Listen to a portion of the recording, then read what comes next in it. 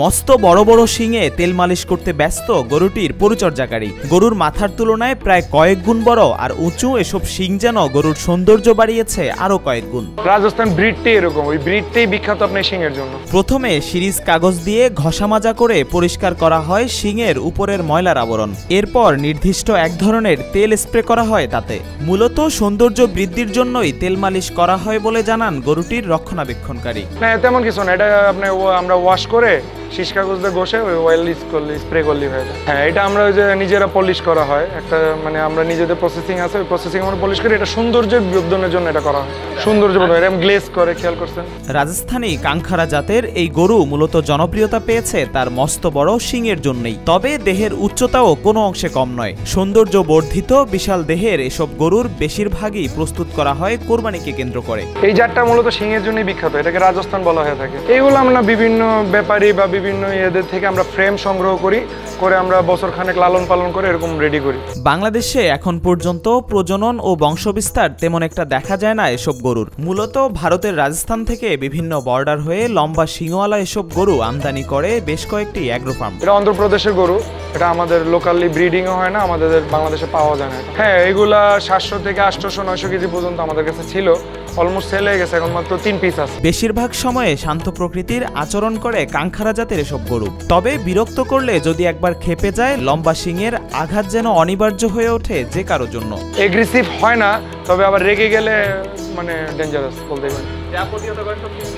হ্যাঁ, শিংদি অন্য গরুর মতোই দানাদার খাবারে অভ্যস্ত কাঙ্খারা জাতের গরুগুলো। তবে লম্বা শিং আর অল্পতেই ঠান্ডা লেগে যাওয়ায় বেশিরভাগ সময় সতর্ক থাকতে হয় খামারিদের। এটা স্বাভাবিক গরুর মতোই, তবে ওরা আবার একটু দেখা গেছে ঠান্ডা এগুলোর জন্য একটু সেন্সিটিভ খেয়াল রাখতে হয়। আর শিং অনেক বড়, তো শিং টেনে লেগে যাওয়া আদার্স অন্য কিছু পরিচর্যা সেম গরুর মতোই, খাবারও স্বাভাবিক। প্রায় কয়েক হাজার গরু, ছাগল, মহিষ, উট ও দুম্বা কোরবানিকে কেন্দ্র করে প্রস্তুত করা হয় রাজধানীর মোহাম্মদপুরের সাদিক এগ্রোতে। পশুগুলোর খাবার আর পরিচর্যা সবই চলে নিয়ম মাফিক। আমাদের অন্যান্য গরুগুলো প্রসেসিং বলতে সকাল 7টায় খাবার দেওয়া হয়, তারপরে দুপুর 3টায় দেওয়া হয়, আবার রাত্রে 8টায় দেওয়া হয়। সকালে 10টা থেকে 12টার মধ্যে একবার গোসল করানো হয়, গরম বেশি থাকলে রাতে আবার 8টার পর একবার গোসল করানো হয়। রোস্টার অনুযায়ী আমাদের চলতে থাকে। এইটা এখন খাবারের টাইম তো, আর গরু ছাগল আপনি নিজেও জানেন, অপরিচিত লোক ঢুকলে বা সে যদি খাবারে একটু বিঘাত পায়, ওই গরুটা খাবে না। তো একটা গরু যদি একবেলায় না খায়, এগুলো বড় গরু, এগুলো দেখা গেছে 30, 40, 50 কেজিও ঘাইটা যায়।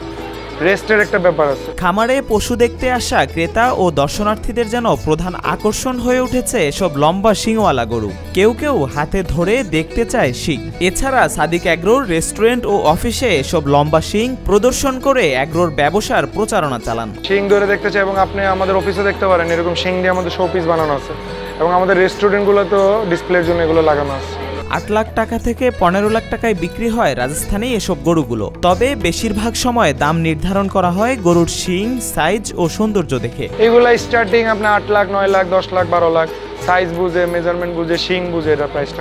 না, এই ধরনের গরুগুলো আমরা ওয়েট মেপে সেল করতেছি না। আমাদের ওয়েট মেপে সেল হচ্ছে 300 থেকে 400 কেজি 500 টাকা, 401 থেকে 500 কেজি 550 টাকা, 501 থেকে 600 কেজি 600 টাকা। বলদ, দামুর, মিরকাদিম, পাকড়া এগুলো নিলে 100 টাকা অ্যাড হবে জেনারেল প্রাইসের সাথে। আমাদের তো গরু প্রায় 2500 প্লাস সেল, আলহামদুলিল্লাহ। সেল এখন পর্যন্ত ছোট গরু প্রায় 1200, বড় গরু প্রায় 800 মতো। ইনশাল্লাহ সেল আরও তো 4 দিন সময় আছে। কিছু কিছু কাস্টমার রাখার জায়গা নাই বা আদার্স অন্য হ্যারাসমেন্ট না নিয়ে তারা আসবে লেট নাইটে। ইনশাল্লাহ আমরা আশাবাদী যে লাস্ট 2 দিনে আমাদের আরও ভালো সেল হবে।